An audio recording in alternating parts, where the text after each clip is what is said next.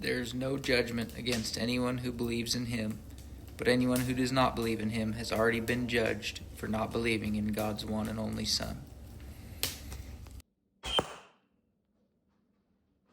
How's it going, everybody? My name is Sam.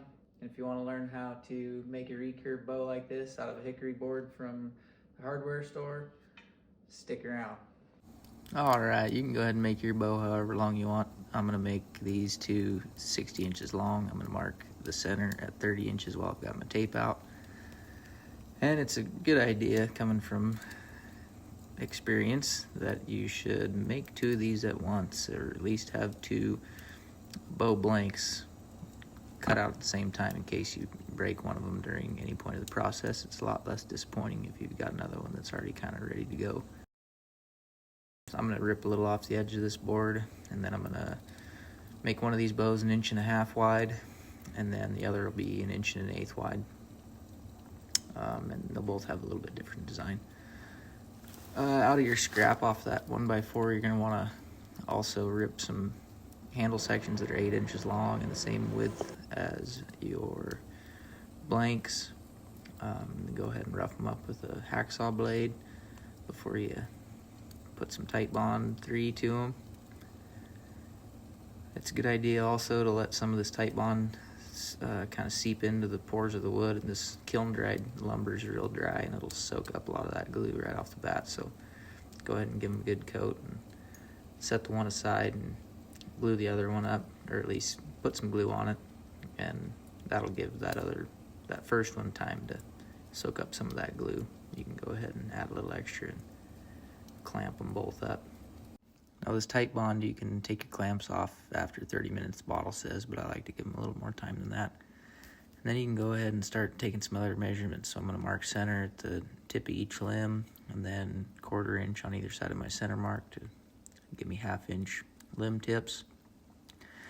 In this particular 1.5 inch wide bow, I'm going to go from 1/2 inch to the handle section and even taper, and just mark that out on the front of the bow. This will be your front profile. Alright, let's turn these 2 chunks of lumber into a bow. So I'm measuring 1/2 inch limb thickness, so from the back of the bow towards the belly I'm measuring 1/2 inch. And I've got measurements 2 inches from my center section of the handle to give me a 4-inch handle section. And just take one of your wife's dinner plates, a medium-sized one I prefer, and go from your 2-inch mark to your 1/2 inch mark for your limb thickness to give you a nice even fade through your handle section, avoiding the glue line between where your 8-inch handle section meets your limbs. And for speed and accuracy, if you have a table saw, you just can't beat it. Go ahead and rip these boards from the back at 1/2 inch down to where your fades go into the limbs. And if you got a jigsaw, finish them out with a jigsaw. If not, you can do all this with a rasp or a draw knife and whittle them down to your 1/2 inch lines. If you don't have a jigsaw, use a chisel to carve out your fades. Then switching over to a draw knife for the front profile and getting down to your 1/2 inch limb tips, and finish these off with a rasp to get real precisely down to your line. At this point you can go ahead and bend the recurves into your tips, boil them for 30 minutes, and then hustle over your forms before they cool off and get them bent and clamped down. Now when I say hustle over your forms, I mean hustle. These limbs cool off quick and they lose their elasticity real fast, so you're on a greater risk of cracking a limb if you don't hurry. Now you can drive the moisture out of them with a heat gun, or you can just let them cool naturally. It works good either way. At this point you can put some string nocks in your tips. So I'm going to go 1/2 inch from the tip on the back of the bow, and then 1 1/4 inches on the belly. I'm going to connect those lines with a little diagonal, and that'll be my string grooves. And that makes for a nice stress-free groove on your string, where it kind of all stays in line when the bow's strung, or pretty close to in line. And I like to start these grooves with chainsaw file. You can use a hacksaw or pull saw or anything to get you a little line going. But at this point, I'm really excited to start tillering these bows and get them to the point where they can shoot. So I'm going to speed up this process here in a second. All right, I've got an OIT for you, an old Indian trick. Stick your chainsaw file into your drill like any old drill bit and let her eat.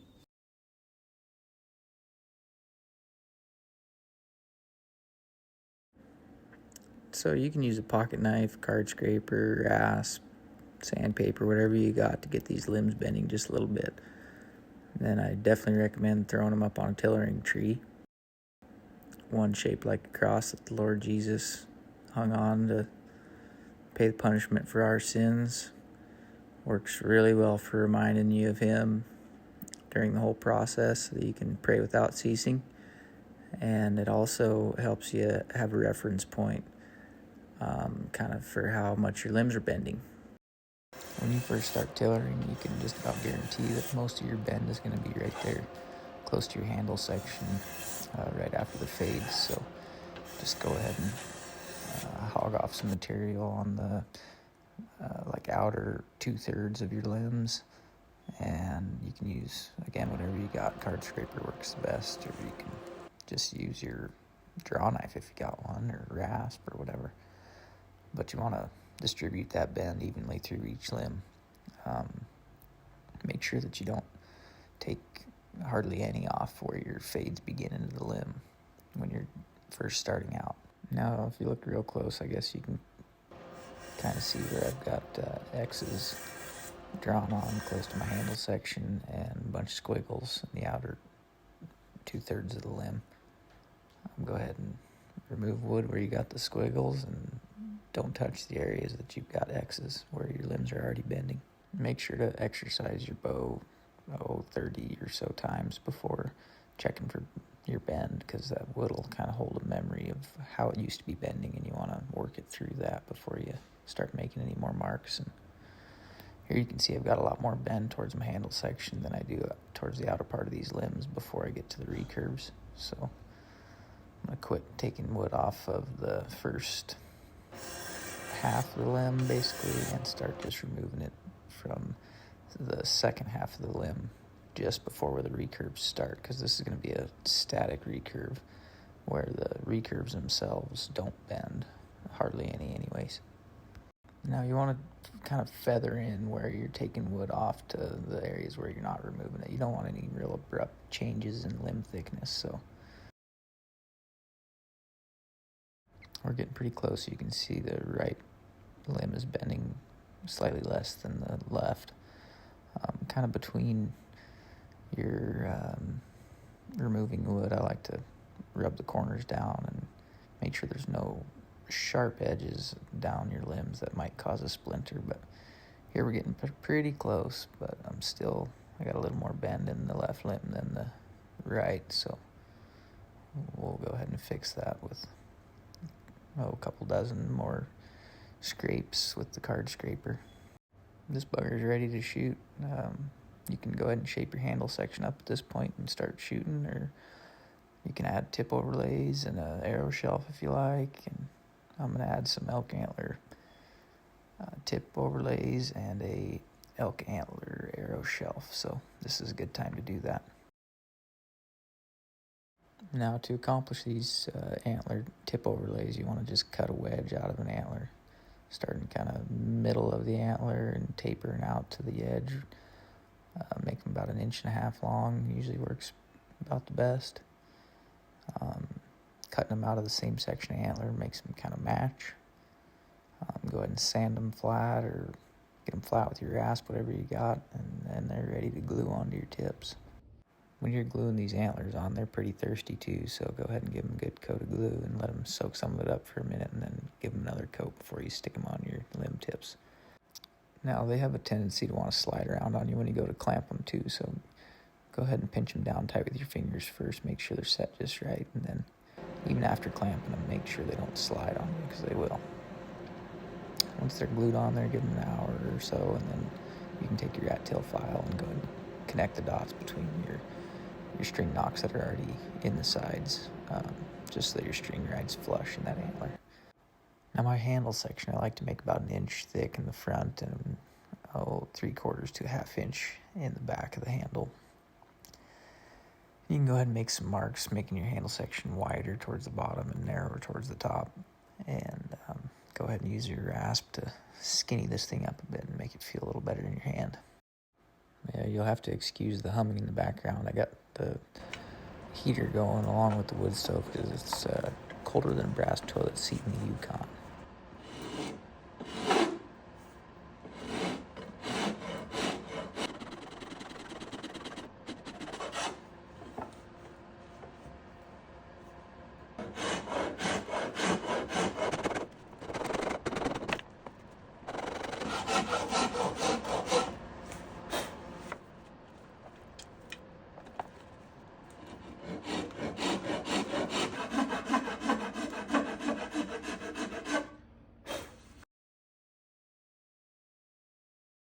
Now you can save yourself a lot of time in sanding if you use your card scraper to take out any tool marks and round over any edges.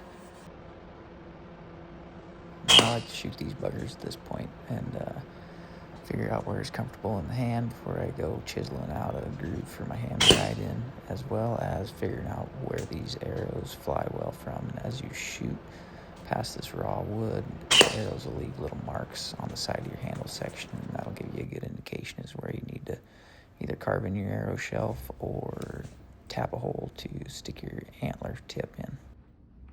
Now make sure you tap your hole far enough away from the back of the bow, and preferably from your glue line. I've had one break because I had my antler too far forward in the handle section. And when you cut these antler tips, they have kind of a conical shape, and you want to give them more of a cylindrical shape so they fit your drilled hole real nice.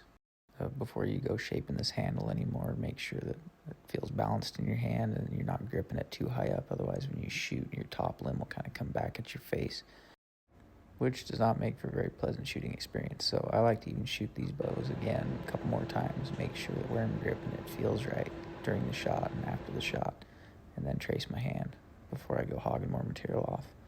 Before you go chiseling on your handle section, make sure you've got a stop line cut in with pull saw or whatever you've got. Otherwise, you might run the risk of chiseling a giant piece off your handle section and making yourself real sad.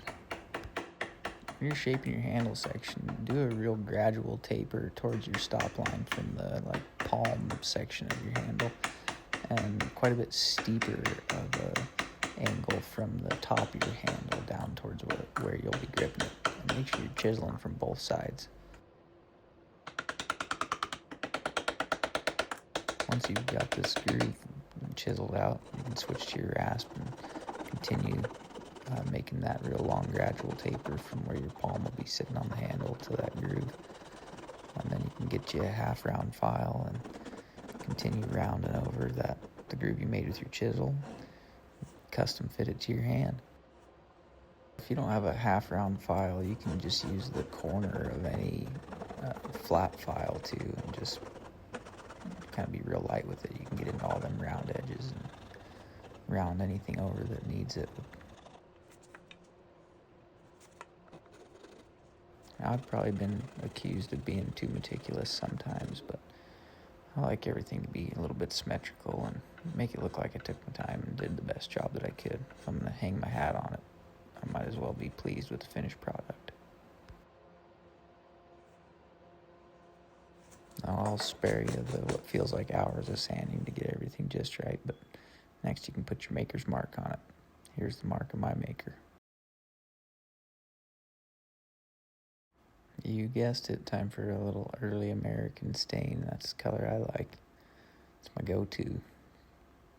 There's something about it. It's kind of warm, antique-ish, really makes that grain pop, but it also doesn't look fake like a lot of other stains out there. Once your stain's had a few seconds to soak in, wipe it down with a clean rag and give it a couple coats of shellac. That's definitely my favorite sealant. And you're ready to build a bowstring. If you want to see a more detailed step-by-step version of how to build a bowstring, you can find one on my channel. There's also a video on there of how to cut out your own string silencers from a chunk of fur. Check it out if you're interested. Right before Jesus took his last breath and gave up his spirit, he said, "It is finished."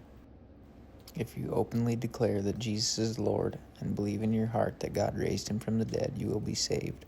For it is by believing in your heart that you are made right with God, and it is by openly declaring your faith that you are saved. As the scripture tells us, anyone who trusts in him will never be disgraced. Jesus loves you, folks. Repent and put your faith and trust in him before it's too late.